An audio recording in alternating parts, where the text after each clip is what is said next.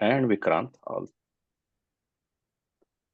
All three of them are off today. We have Pankaj, Brian, and me from different work streams. So I was suggesting a agenda that we can review the signups for global OCP. Next week is the deadline for submitting the proposals. So getting all the abstracts and submitting, we have a week to do that. So let's just review that today and see where we are. And let me see any other agenda planning point of view, what all things we had. So we do have a presentation from Seagate today on Granite memory application appliance and composable memory fabric. Let me bring up into.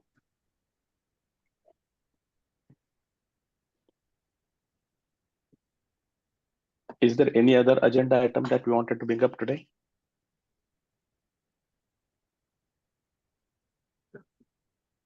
Okay.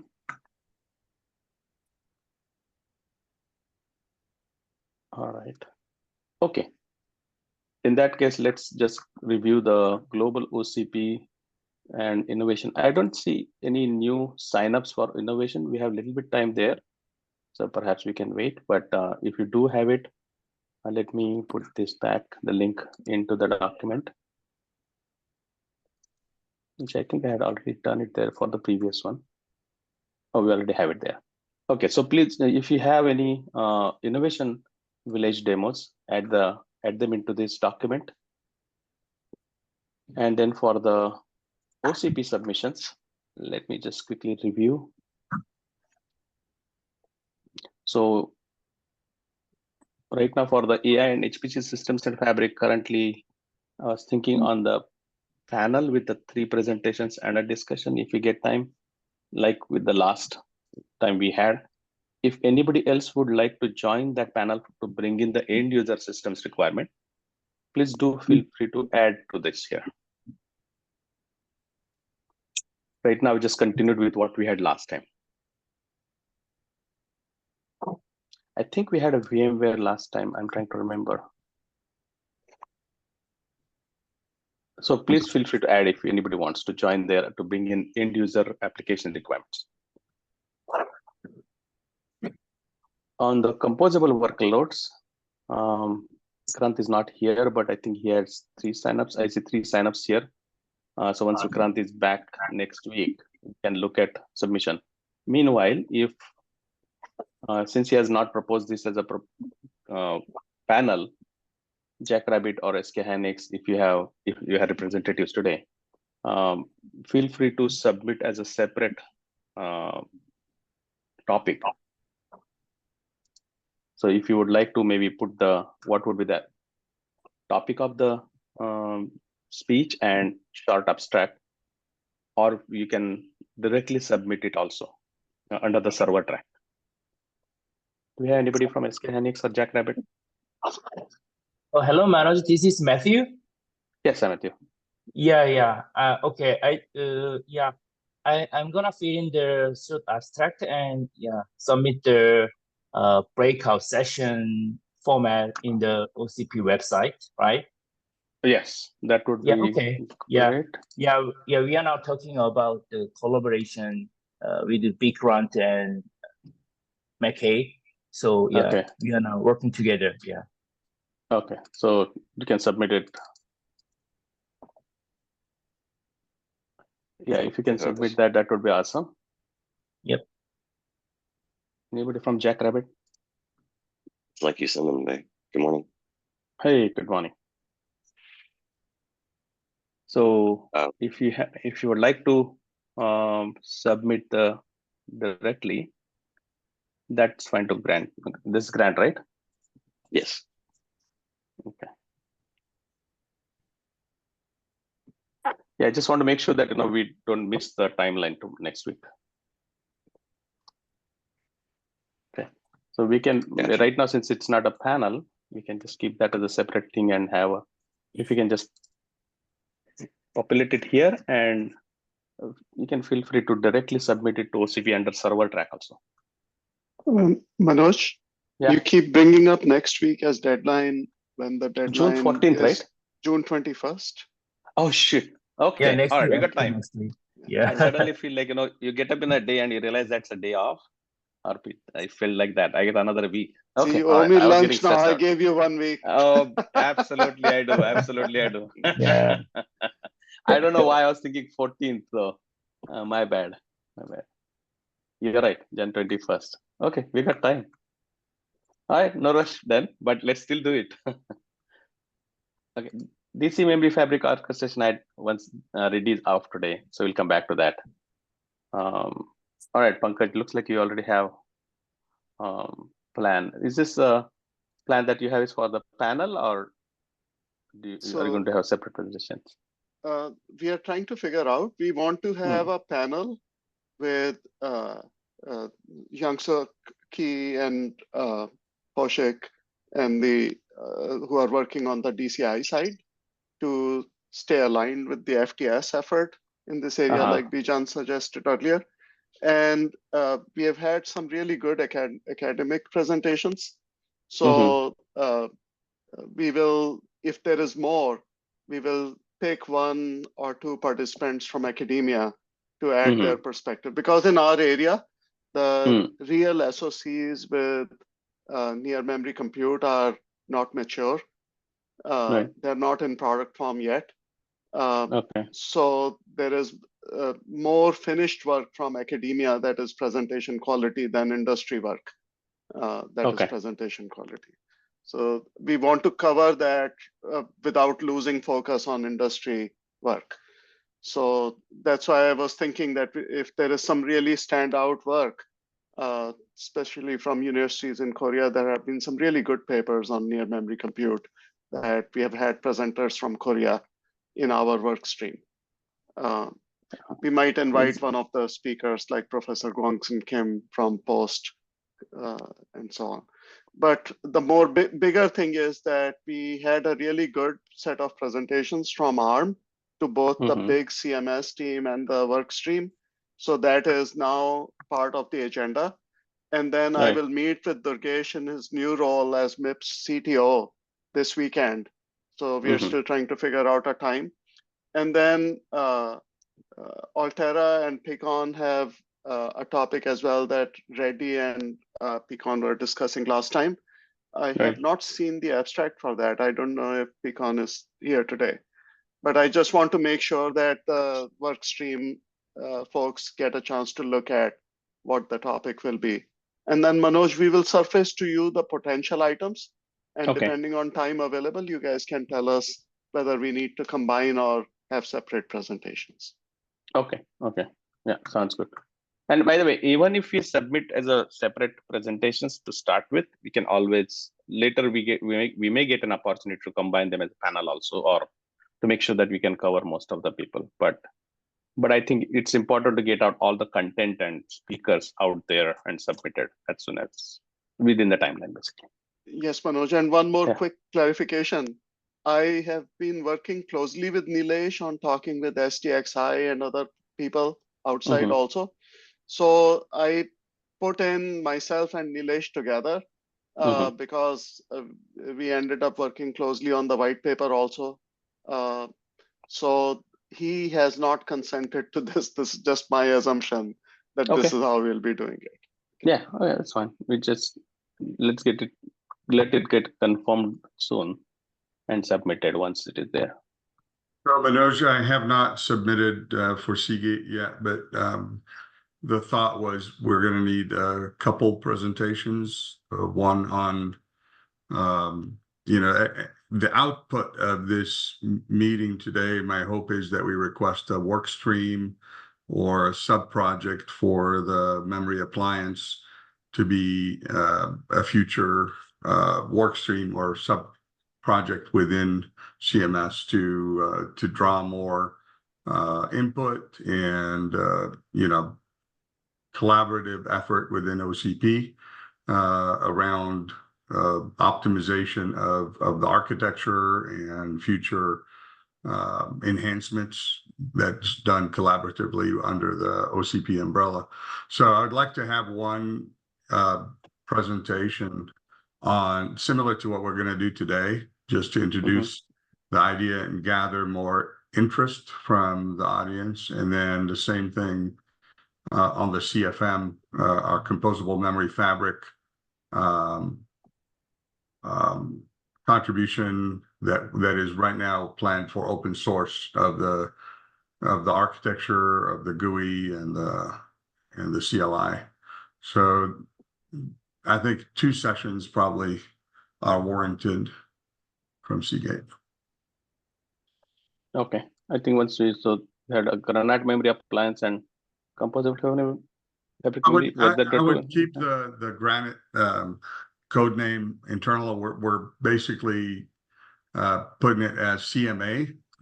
We don't want it to be a Seagate thing. It needs to be an OCP thing. So it's Composable Memory Appliance, and then Composable Memory Fabric. Yep.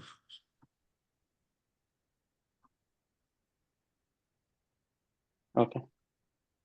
And we're and you can so you can definitely submit it as topics directly, and we'll go through the discussions obviously. But in general, for global OCP perspective, we should be able to submit them anyway, and then we can figure out how that fits in schedule perspective. If server track asks CMS to go and take care of the agenda like what we had done last time. So correct. Okay, where was I? Coming back then. Brian, CMS academic research, do you have any thoughts? We can come back to that if you are planning to. I know you have a few thoughts in there. The only thing I would say is I need to sync with Eric Rydell or Rydell. I'm not sure exactly how to pronounce. I can't remember how you pronounce his last name, but he did reach out to me via email. So Bijan, thank you for that connection. So I think part of it I need to understand what he would like, because in his new position, FTI or FTS, he's wanting some academic thing too. So okay, I need to sync, but I have a couple ideas. I'm not short on contacts that I can pull into this, so I'm not that concerned. It's just how to focus and whether or not you want to do it, given all the other things that you have, on your plate here for CMS. So yeah. Okay, sounds good. CMS interconnects and connectivity. I don't know whether it should be presentation or discussion. So far, we have Siamak, myself, and Samir have signed up. Is Siamak online? Yes, I'm here. Siamak, did you have any specifically abstract that you wanted to submit directly, or do you think we should make it as a panel and handle it? In that case, I can suggest create an abstract for panel. Maybe. I think panel is always good because OCP means that we work together, and we're multiple companies, multiple people. That's a good thing. Okay.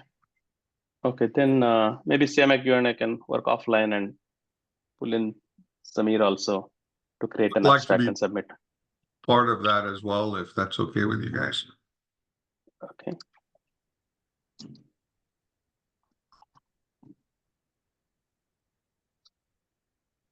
Did I spell it right?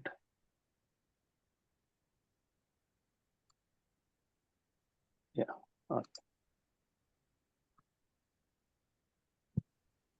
Did miss it.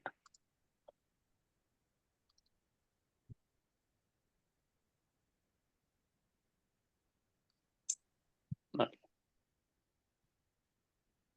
All right. We'll work on that. CMAC, I think this will be good to get CMS memory technology also something out. So I think this is a separate discussion, though, right? This is a separate presentation then. So this will be a good area also for us to have memory technologies presented, especially for the composable memory system perspective. So this will be a good one. Okay, and then I see there are 2 more proposals that we have from Intel and one from Scanix. Cool. I think we have plenty of content, and now that we have 1 more week, I think we will be able to get there with enough content. All right. Anything else to be discussed on the global OCP submissions? Let's keep checking again, and next week we'll get better idea. All right. Hey, Just going Manoj, back to, yes. one of the pending items from previous meetings was for memory module vendors, Hynix, Samsung, Micron, their representatives to surface if they have near memory compute platforms that they would like to present and share with the rest of the industry. So there was an explicit call last time for me to come back with that information. Right now, the only scheduled meeting I have in that area with this is with an SoC vendor, Dreambig Semiconductors. So I think we have Oscar today from Samsung, and then Matthew from Hynix. And Brian, you and I met on this topic, and you're, I'm assuming, covering behind the scenes. Yep. So that's the discussion we have had, but we would like to close that item.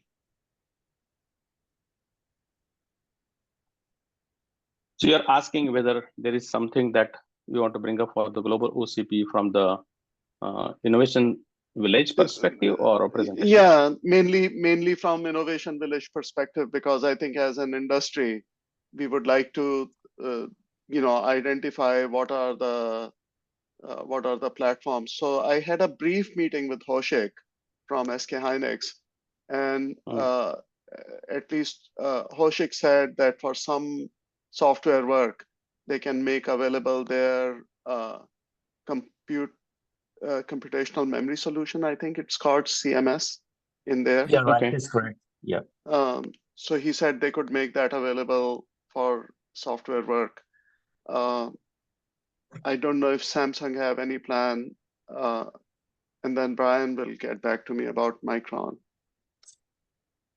Yeah, I don't want to put anybody on the spot right now in the meeting, but I think this is an appeal to everybody to see if we can help out this work, specifically bringing out anything for the discussion during the global OCP presentations, also Innovation Village. So this will be good to kick this off as a big thing for the global OCP. If this was something that we wanted to see that as a future. 2 years back, we started with the CXL based memory expansion. Now we are perhaps ready to take the next steps and say, okay, what are the use cases that we can do? So I think okay, did you expect an answer right now or a discussion? Because I don't know whether anybody will be ready to for this. Okay. No, mainly it's just surfacing that, it might not be just the memory module vendors. So if there is anybody who, has hardware that can be part of a demo, I think, it will take time for people to come together and plan the contents of the demo, right? Like what use case, what stack. So we are running close to deadlines, and it can be the real platforms or emulations, but we need things to surface so that we can then see what are the various groups that are coming together to do something together. Yeah, absolutely. So maybe a little bit more, maybe again offline, if you have anything that you can help Pankaj with, please reach out to Pankaj. So this can be a good way to showcase at least a beginning of exploration during global OCP as a new area for us to explore.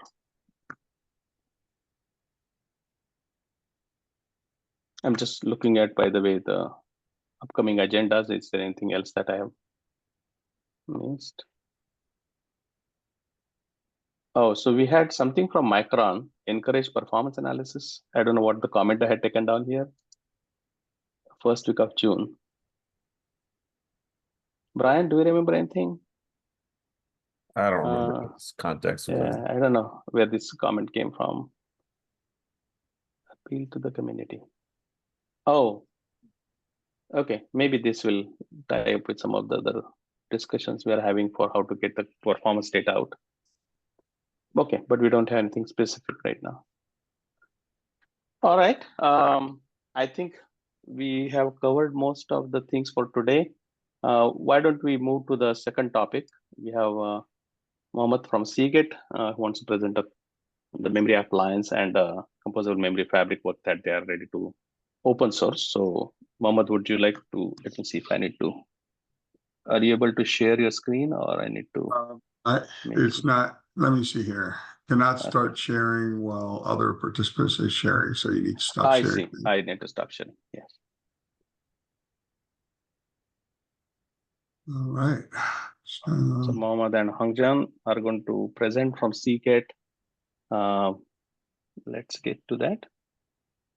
And also, meanwhile, if you can share the presentation, Mohammed, I will upload it on the and put the links for people We'll to do see afterwards. Yeah. Can you see my screen? Yeah. Yes, we can. Go ahead. All right, thank you very much.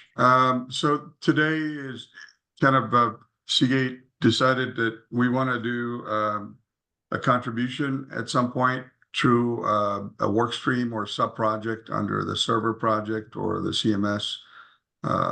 And we basically, we've been working on this for quite some time. You know, as a internal program, we started the OCP and the PCI SIG OWG work. So we basically, under the server umbrella at OCP, we did the extended connectivity work stream, and the status of it is that it's actually currently available as Rev 1.0. In the summary, we focused on intra-rack memory pooling, connectivity, as well as storage connectivity, as well as GPU and fabrics of CXL connectivity. So we covered everything under the umbrella of the extended connectivity, but today we're focused mainly on the type 3 memory pooling section. Also to bring you status from the SIG work.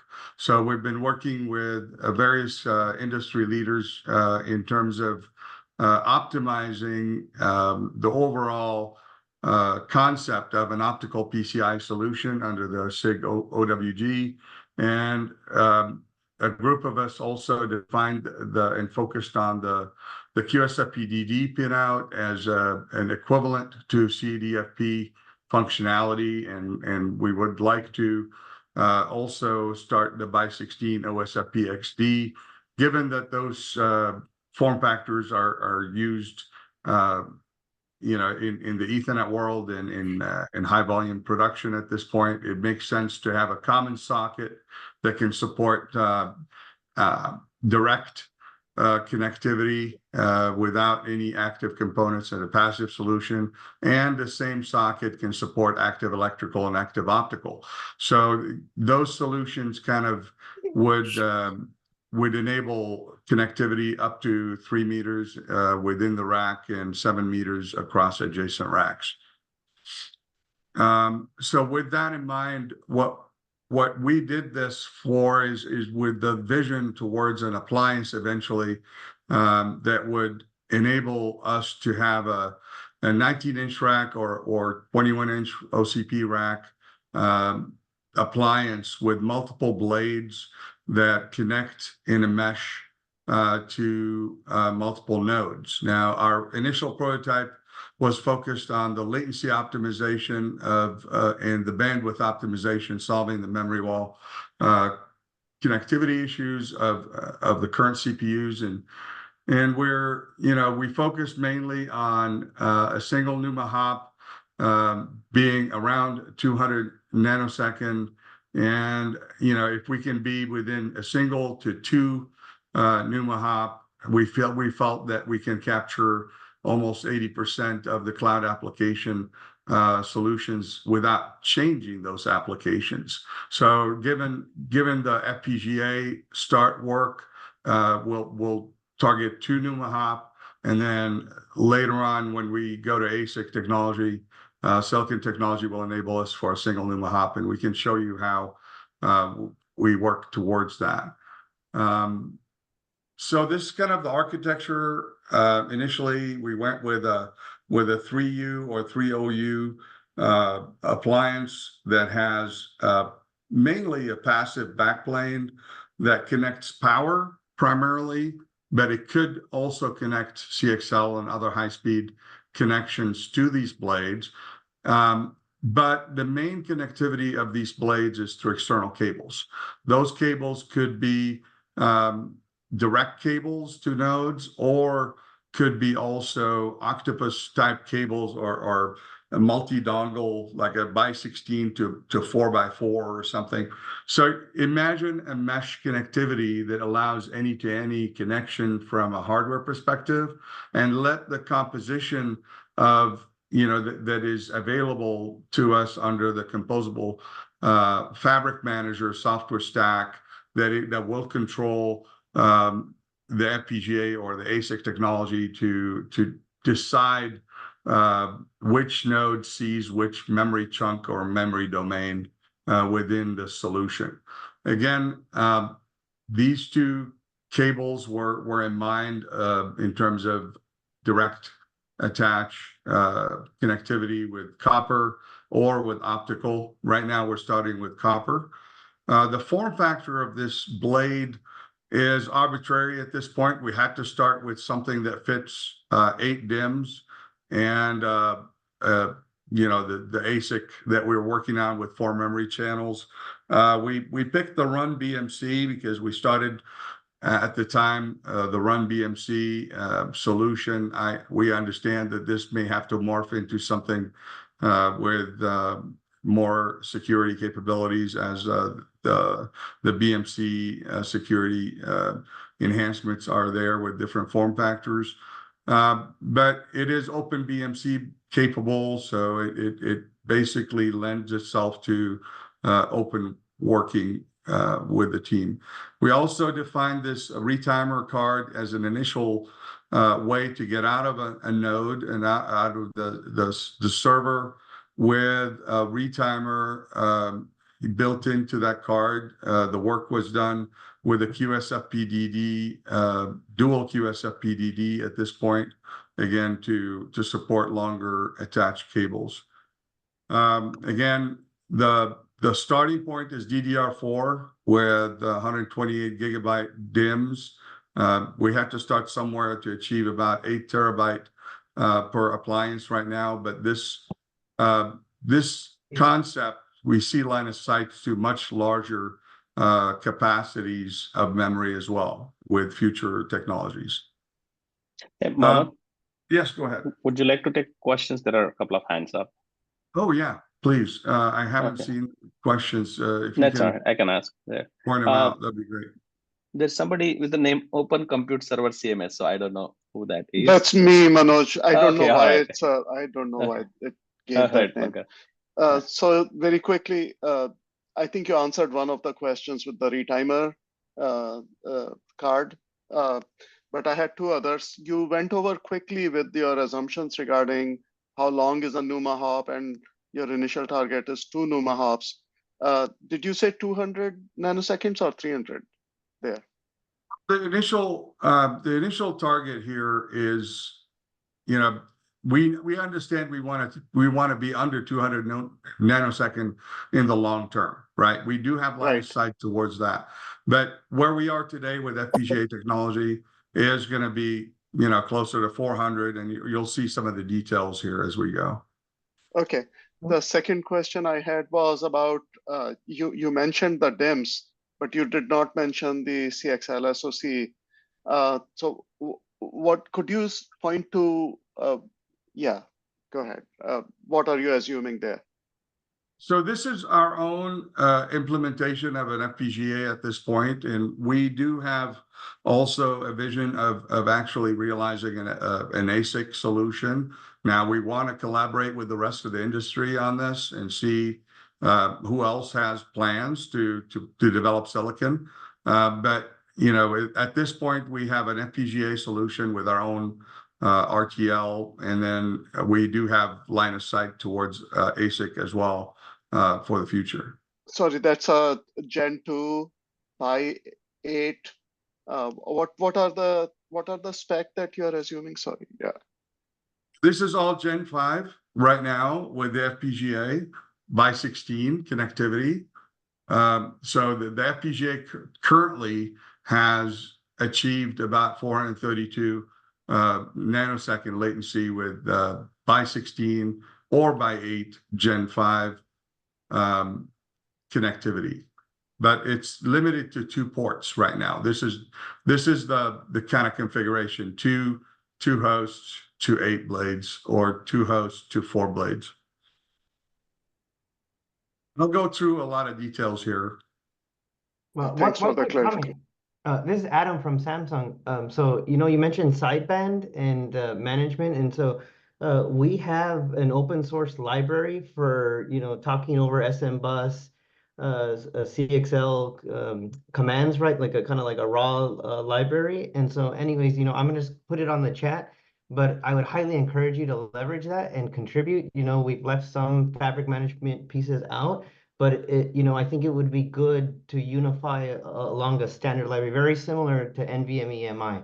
But I'll paste it in the chat for everyone. Sure. So I'll be happy to do that. Yeah, what I mentioned there is that we were focused, as CMAC and others know who were part of the extended connectivity, we were focused on elevating PCIe from being a bus to being an interface and a connectivity, external connectivity, which means that we recommended within the OCP work stream that all communication in terms of management and go into the Ethernet world or a side connection into the box, into the appliance. And I'll show you that architecture here in a second. So with that in mind, currently, this is where we are with FPGA. We believe that with the initial initial ASIC, first generation ASIC technology, we believe we'll get closer to 240 nanosecond. And with DDR5, we have line of sights towards lower latencies with ASIC, and then potentially the next gen ASIC technology with Gen 6 or possibly Gen 7. And we'll have to see when it lines up with the latency expectation as well. This is where we hope that to end up under 200 nanosecond. But this is all round trip, including the command to data coming out of the CPU with all the assumptions made here. So I encourage you to look at this later. A lot of the work that we've done, we've analyzed a lot of the latency based on very clear indication that the histogram of... Go ahead. Sorry, I had one more question.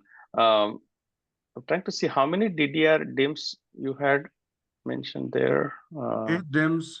There are 8 DIMMs per blade, and there are 4 channels, so 2 DIMMs per channel.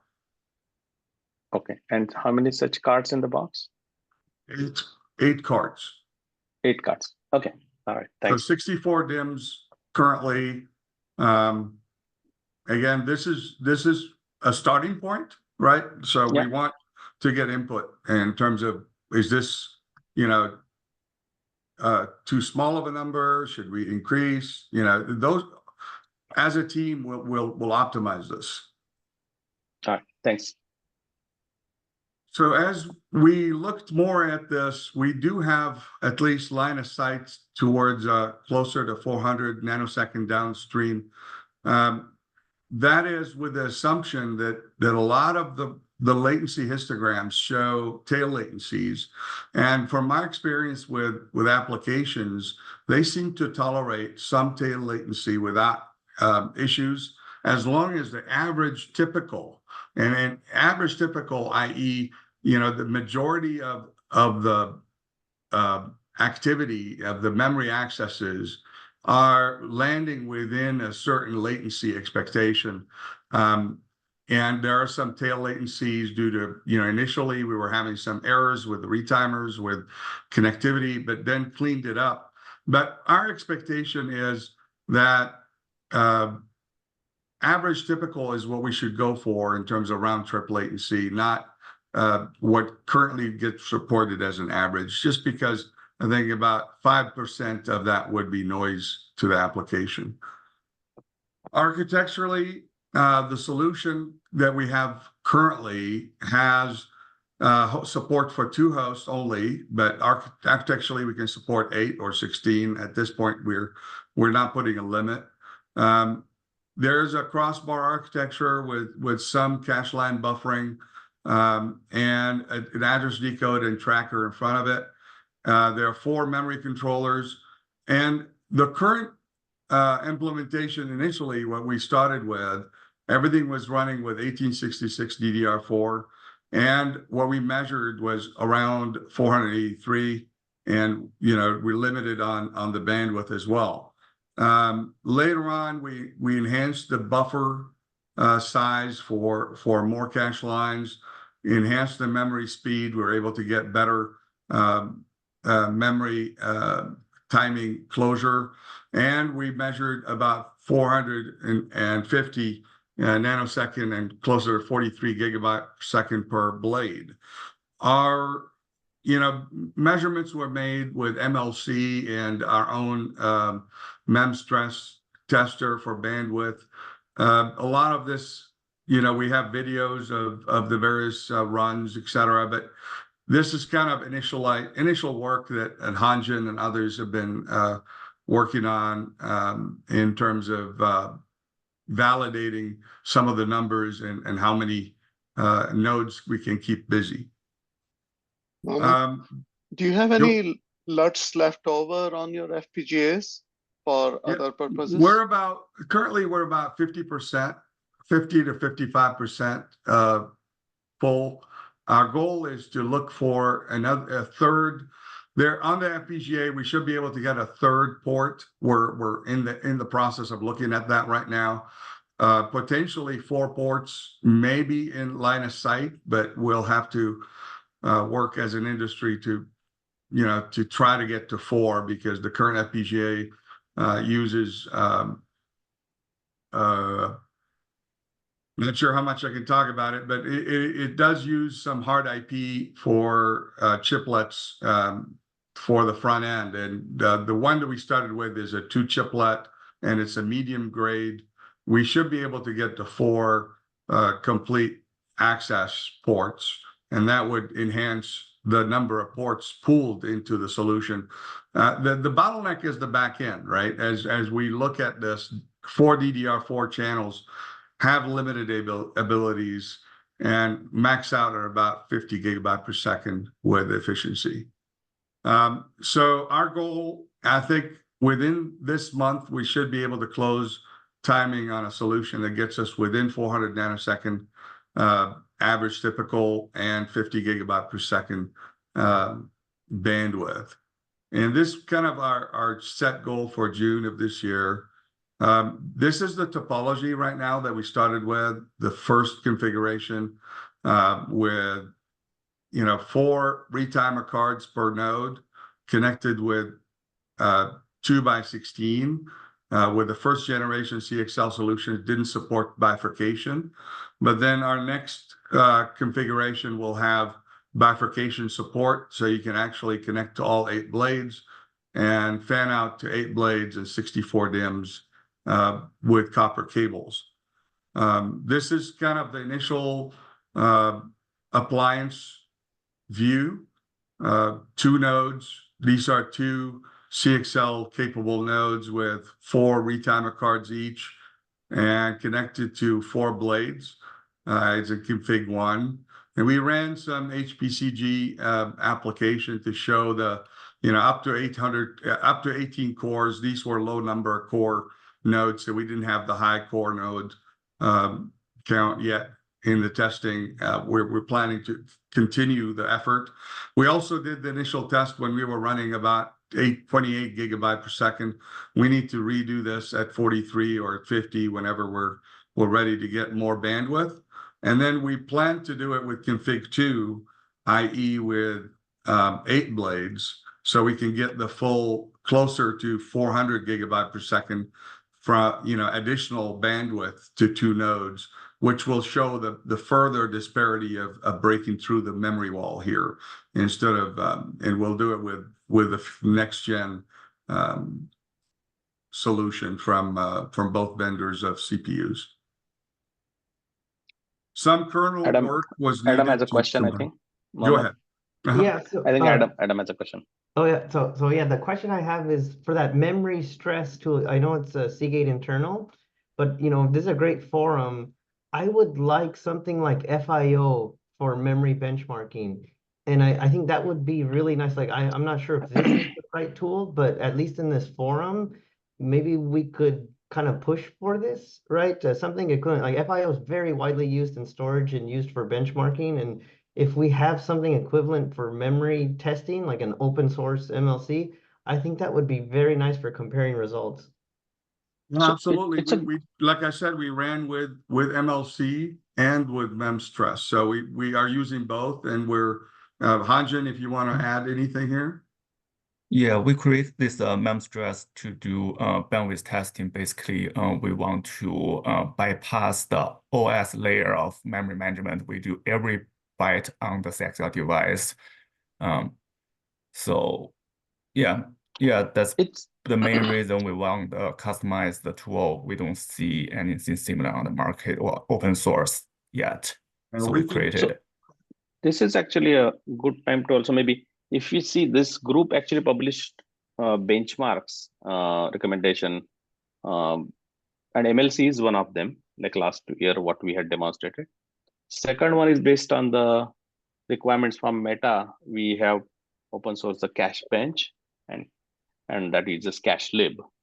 So these are, both of them are actually good ways to validate. One, MLC gives you raw performance information, and then cache lib and cache bench provide you the application level impact. So the important part is basically, even if the latency is high, we can see that application perhaps still continues to benefit and it gets hidden because it goes to the tiering. So if you guys have not looked at it, perhaps this may be a good time to check out the published work from CMS last year, where we put out the workload and benchmarks for CMS. So something to look at. Yeah. And to Adam's comment, I would say that if you're interested in that, Adam, you should join the composable memory or composable workloads group, because I do agree with you. It'd be nice to have something synthetic, because at the end of the day, even for all the workloads that we're doing, there's going to be some characteristics you want to pull out that you'll likely want to synthesize in some sort of FIO for memory like workload, as opposed to running a full blown this application stack. So I suggest you join that work stream and contribute your opinions there. Absolutely. Sounds good. Yeah. I'll try to get somebody to be involved in that. Pardon? Sorry. How do you get rid of Vikrant Soman is running that work stream, but it's easy to everybody gets together on the same meeting every week. Yeah, So and if you have any right now issues, Vikrant is missing. Yeah. if you have any issues, just mail me. Hanjin probably will attend that. I think that's what we're planning on. All right, more details on the current box that we built is a 19-inch rack version initially. It has, again, dual power supplies, 4 fans, and the controls with the BMC in each blade. But that's not really the long-term vision, is potentially to move the BMC to a separate slot at the appliance level and have redundant BMCs potentially. This is kind of up to us as a team to later decide on whether we continue to have BMCs in every blade or cost optimize and move it to the appliance level. But our attempt was to keep the airflow as minimized in the impedance of the airflow, and allow for both reverse airflow for 19-inch implementation, or for OCP we could actually just also eliminate the power supplies and put the BMCs in those side slots that remain, and have the power lug for rack level 3. I don't want to leave some time for the CFM discussion, but here the current form factor of the card, again, is not set in stone. That could be modified for later. But the front panel is currently limited to 4 QSFP-DD. It also supports 4 OSFP-XD, and we will have a version with 4 OSFP-XD to support the 8x8 eventually. But again, this is under work, right? This is a high-level architecture of the solution. The FPGA or the ASIC is here in the middle of the CMA core. Connectivity to 4 DDR channels right now, could be up to 8 if we can get to it in the future. Same thing with the number of hosts. That's basically the connectivity to the host with Redfish over Ethernet API. And this is basically leveraging, and Hanjin will go through a lot of more details on the Redfish side. But the idea is orchestration layer, either with Kubernetes or hypervisor-based solutions, can communicate to the CFM, which is a separate compute node or a VM that can actually translate this, Redfish client to the BMC. The BMC in line will talk basically SM bus connectivity, convert a lot of the Redfish commands into MCTP CXL 3.0 compliant control plane to support the various interleaving modes. And we support a plethora of interleaving modes based on cache line interleaving or larger capability size interleave across chunks of memory that are today we picked 1 gigabyte chunks in the DIMMs, but could be any size chunk as we can configure. And the interleaving, it can be right now 1 to 4 or 1 to 2. As we go to 8 channels, it could be any power of 2 for the interleaving, etc. So with that, a lot of the management of the fans and temperature controls, etc., is all managed under SM Bus with OpenBMC in mind. And I'll let Hanjin take it from here. Thank you. Looks like there's one hand up from Matthew, I think. Oh yeah, I have a quick questions. Your memory appliance box only can support to add in card. I mean, not in EDSF, E3.S form factor, things like that.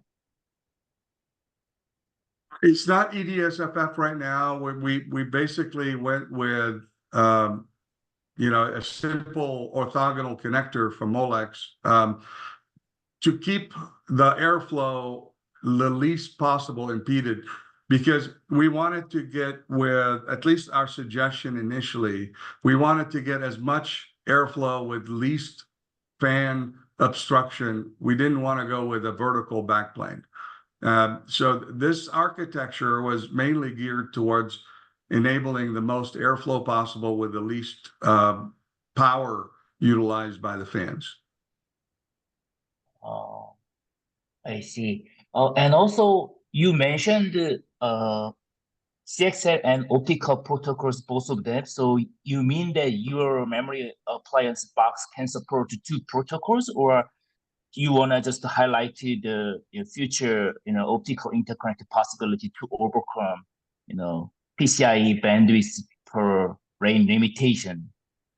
Yeah, so the OCP extended connectivity did not define a connector, but the SIG OWG is working on utilizing the same pinout for a QSFP-DD with some modification of use of unused pins or no connect or optional pins to support either copper or retimer built into the module, or an optical module that is also built into these QSFP modules. So you'll have the option to have optical or copper active or passive. I see. Okay, thank you.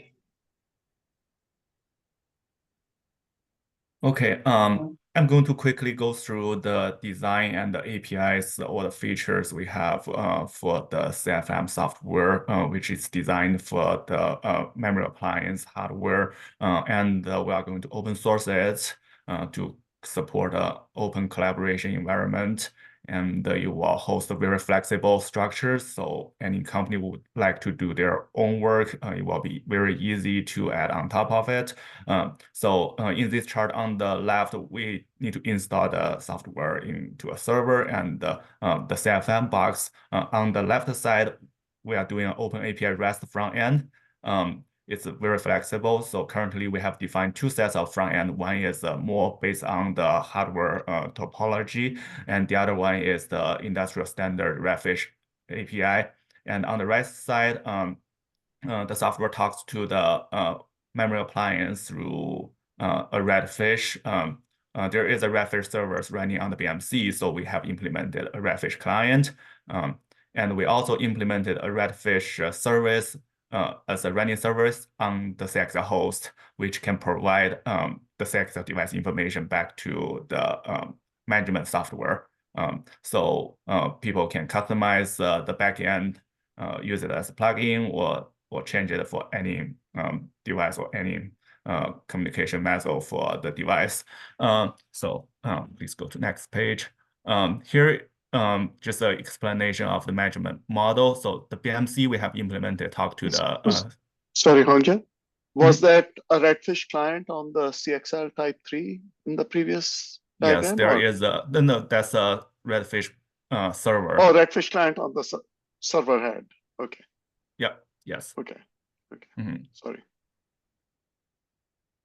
Yeah. So our BMC talks to the CXL device or through SM bus, but we have implemented with CXL 3.0 mailbox with the DCD model to management the composition. But we have to do a multi-head and a multi-logical device model with the software, the management software, because we don't find but the DCD model has been defined in the Redfish spec yet.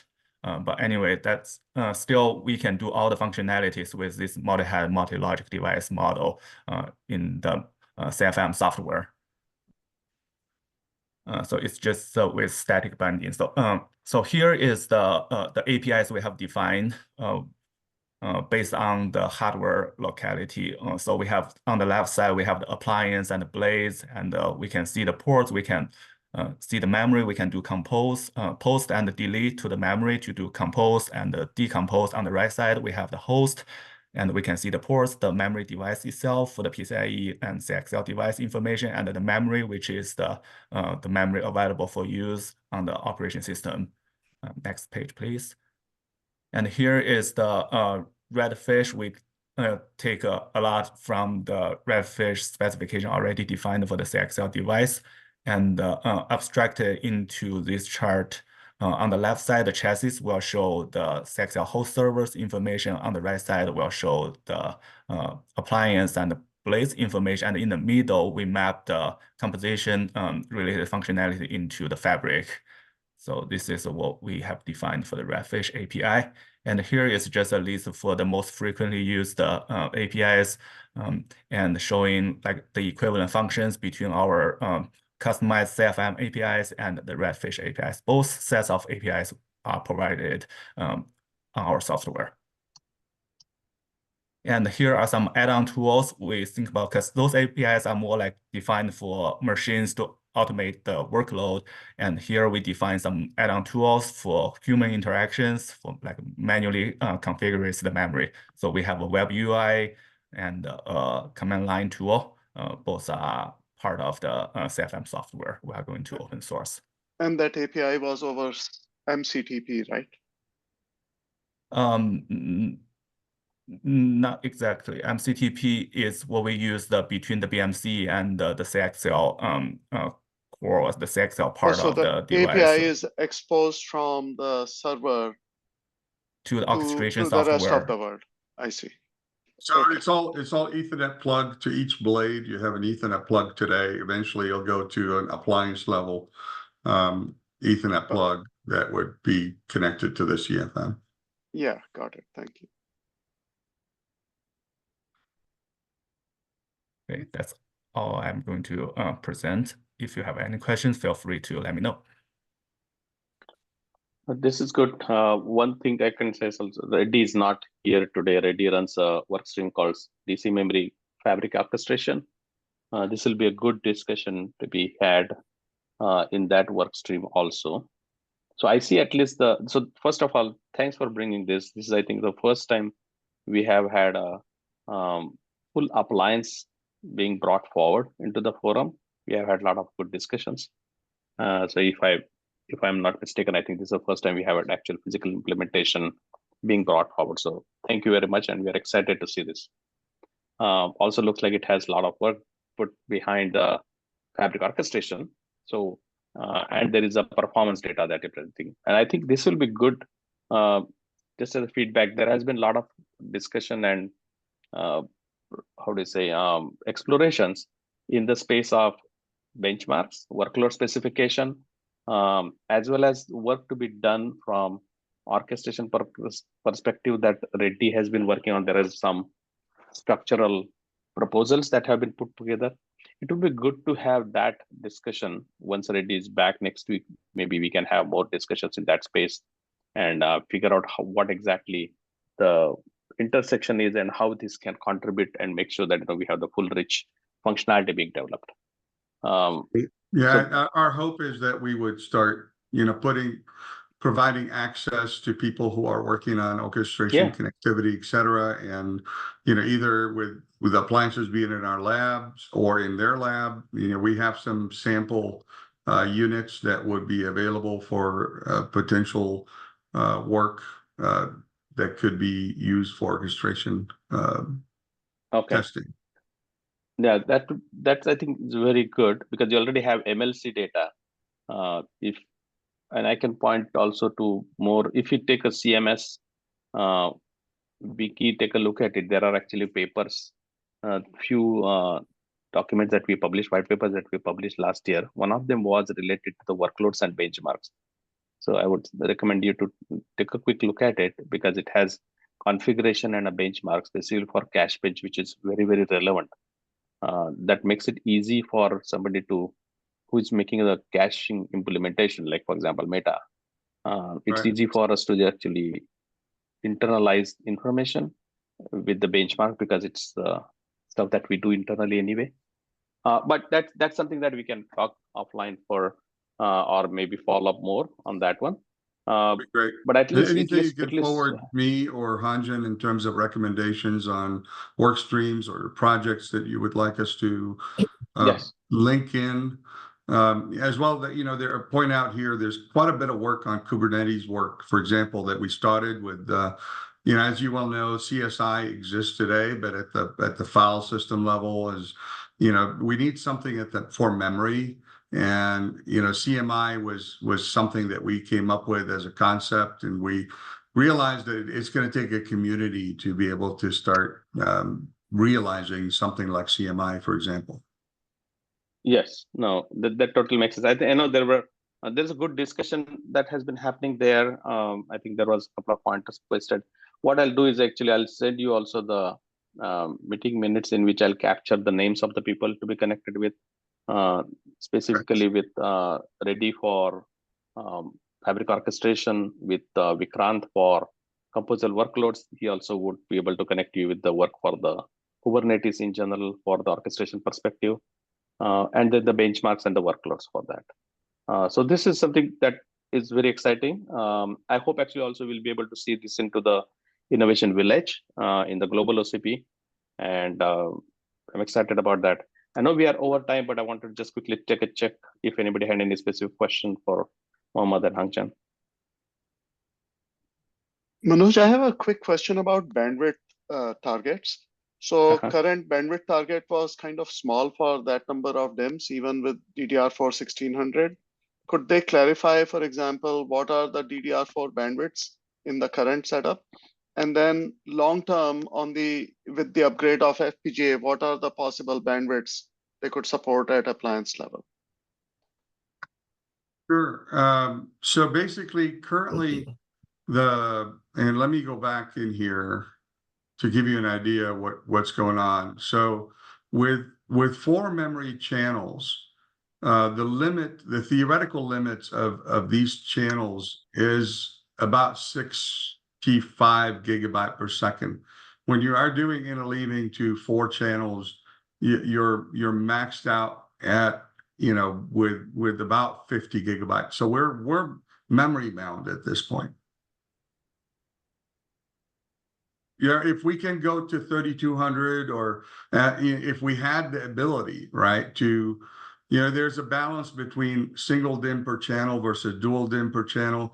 The controller that we're dealing with can support single DIMM, but you can go for higher bandwidth, but it's a balance between capacity and bandwidth, right? Yeah, yeah. And when we Thanks for clarifying that. Yeah. So as you go to, you know, higher configurations, right now our goal, you know, is modest, 400 gigabyte per second, right, for a memory appliance. But we do have line of sight towards potentially 4 terabyte per second if we can actually get the right ASIC with the right number of memory channels and the right memory speed, right? Yeah, now that you clarify board level and box level numbers, I can see where you are targeting and why with the DDR4 2133. So thank you for clarifying. No problem. All right. I know we are 3 minutes over. Thank you very much again, Mohammed and Hangjan, for coming and presenting, and we look forward to your contributions in this group. You. Thank you, guys. Thank you, everybody. See you next week. Thank you. Bye-bye.